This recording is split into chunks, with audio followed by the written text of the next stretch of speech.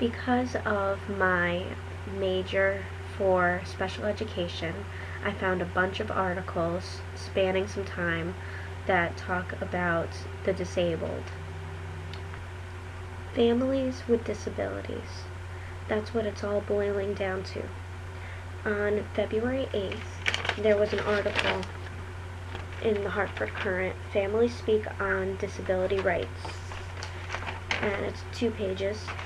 And it's also commented on in the South Windsor town newspaper, The Reminder. This article in the Hartford Courant by Daniela Altimari, I hope I didn't butcher the name, talks about how a lot of intellectually disabled people are waiting for services. Now, these are adults that are just sitting around waiting. And there was a meeting with policyholders, disability rights advocates, and fellow family members, all filling the boardroom, ready to have their voices heard. And some of them even crying, which the article mentions.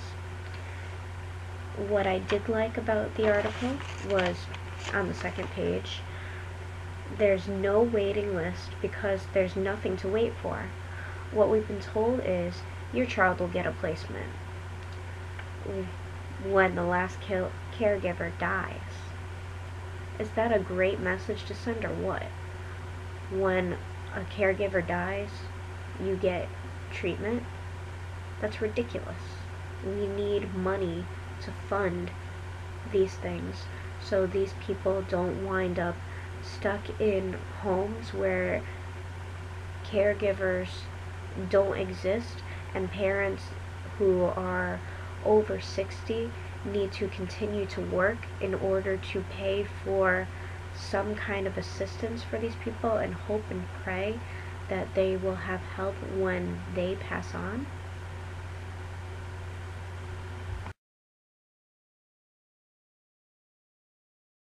Families of disabled flooding hearing.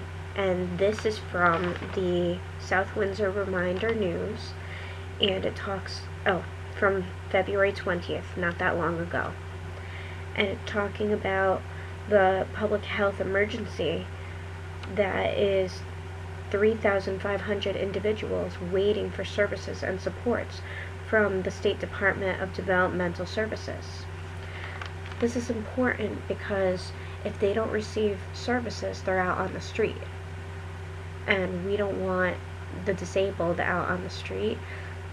They die a lot sooner than able bodies who know how to make fire, who know how to protect themselves, not run out into traffic, who can feed themselves, go to the bathroom in clean environments, and do whatever else that they need.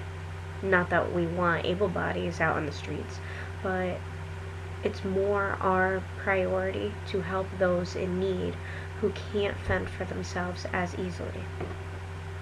Another part that the article points out is those who are at a loss of their parents suffer a double trauma of losing their parents and the only home they've ever known.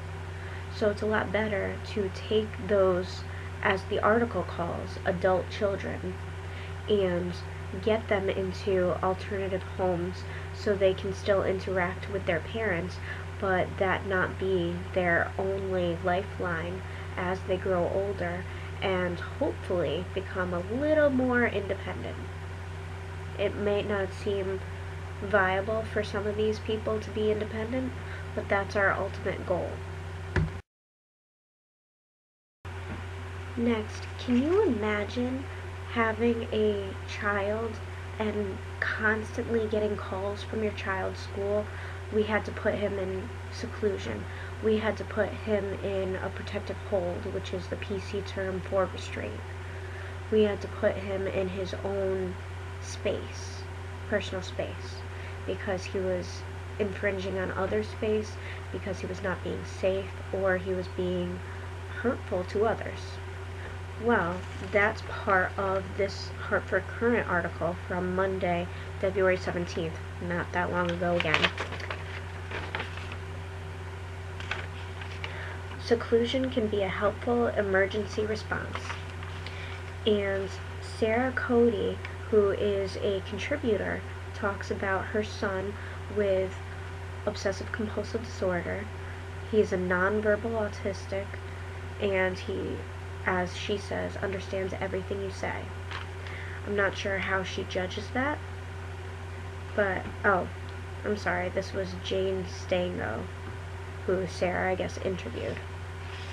And, the seclusion room made her son more comfortable and allowed him to get rid of his OCD. I don't know if I believe get rid of, probably more control the symptoms of his OCD rather than to get rid of, because once he's out of that environment, it would show his face, or faced with a difficult, stressful situation in that same environment, he might bring back his OCD tendencies. The teachers and faculty at the correct school for Mrs. Stango's child say, what interventions do we have to put in place to prevent things from happening? And that's good, because we want to look at what interventions are needed, but also we want to look at the positives. What interventions or supports can we offer to help this child grow? So, seclusion can be helpful, but I'd say at a time-by-time basis, and because he's a nonverbal autistic, I might suggest as a professional in the field to set him apart after he points on his picture board that he needs his own personal space. And I've worked with students on the autism spectrum, especially those with nonverbal tendencies, and they work wonders with those picture boards, and they're able to communicate with you that they need their own space. It may also wind up being a crutch, which you'll have to wean them off and use tools more suitable for that individual child. But that's what I suggest. And also, the teachers and faculty at the correct school say, we also have someone either in the room processing with the student or someone watching the student every second they're in some kind of isolation. So that is a safety issue that they're talking about, them being hands-on and making sure safety is their priority.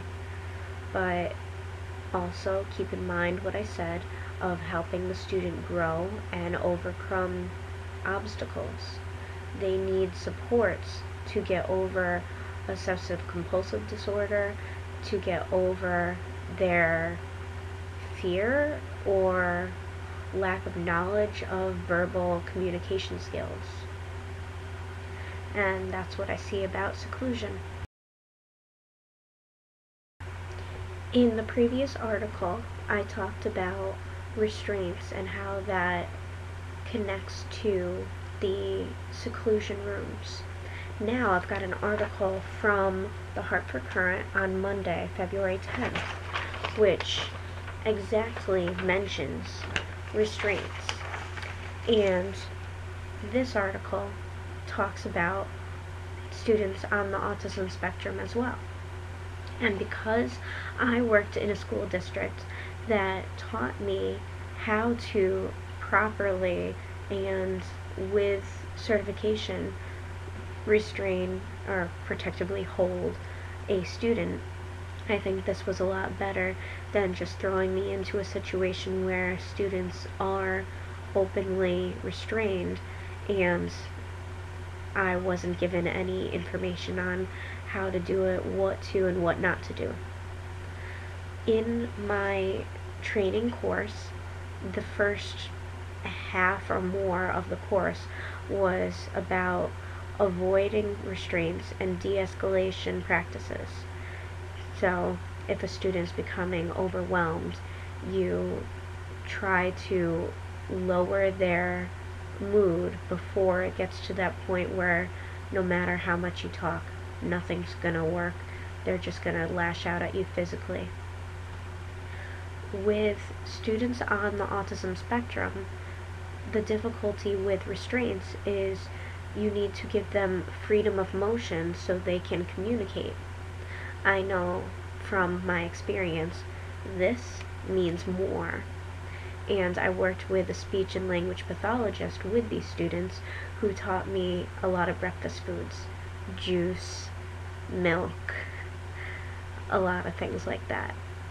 I know the milk one looked a little strange, but if you hold a student who is nonverbal and they're not able to use their hands to communicate their needs and wants to you, then that's not being helpful.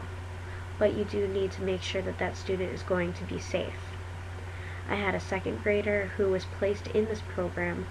I'm not sure if he was on the spectrum or not, but when he became frustrated or angry, he'd lash out at you, or he'd ball up his hands together and pound his own forehead. In order to stop that, I did place my hands on his forearms and lightly push down.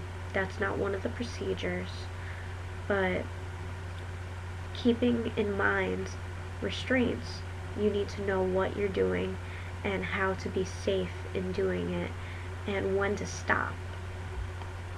So that's all I have to say, and I hope you've enjoyed my developmental disabilities video.